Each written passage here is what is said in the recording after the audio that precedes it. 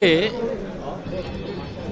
प्रयागराज जनपद के प्रशासन के, पुलिस के, चिकित्सा से जुड़े हुए सभी जिम्मेदार लोगों के साथ बैठक हुई, जिसमें हमारे सभी माननीय सांसद और विधायक गण, जनप्रतिनिधिगण भी यहाँ उपस्थित रहे।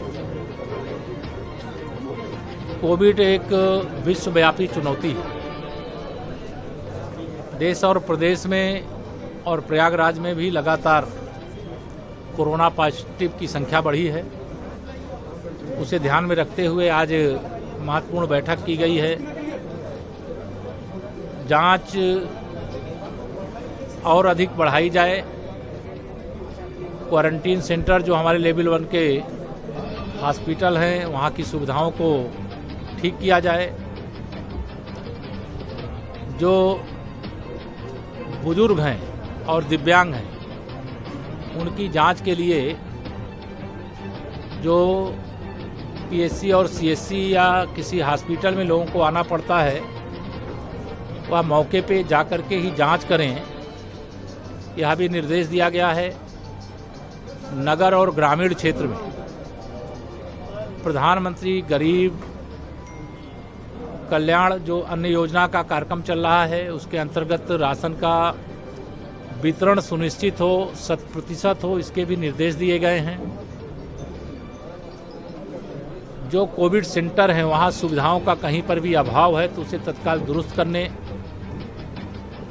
और यहाँ वेंटिलेटर की संख्या भी बढ़ाने का आज निर्देश दिया गया है।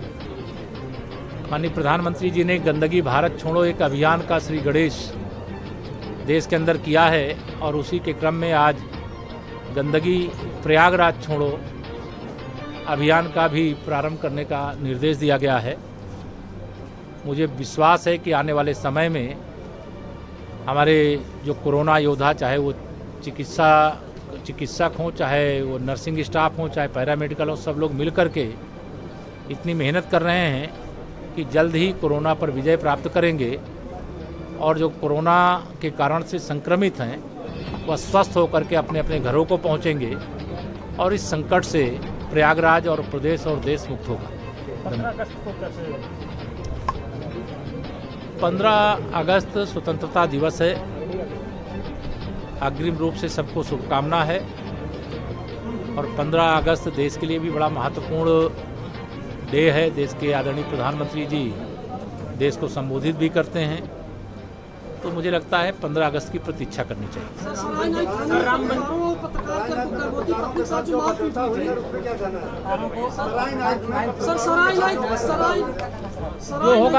जो होगा शिकायत दे दीजिएगा। मैं यार हम कोविड की बैठक लेने आए हैं, अभी आप अलग से बताओ ना। राम मंदिर उसकी मजिस्ट्रेटी जांच चाहते हैं, दे दो। पुलिस के ऊपर भरोसा नहीं रह गया सर। राम मंदिर का शिलान्यास हो गया, अब मथुरा और काशी में क्या उसके लिए अभी भव्य रामलला का मंदिर बनने जा रहा है और देश और दुनिया के सभी राम भक्तों में खुशी की लहर है। 500 साल बाद यह शुभ अवसर आया है। उसका कारण केंद्र में माननीय नरेंद्र मोदी जी के नेतृत्व में देश की जनता ने भारतीय जनता पार्टी की प्रचंड बहुमत के साथ सरकार बनाई और मैं भी इस नाते सौभाग्यशाली था कि जब भूमि पूजन का कार्यक्रम हो रहा था तो मैं भी प्रयागराज की ओर से, प्रदेश की ओर से वहाँ उपस्थित रह सका। चूँकि कोरोना का संक्रमण चल रहा था, बहुत सीमित संख्या में लोग बुलाए गए थे, मेरा भी उसमें नाम आ गया। मैं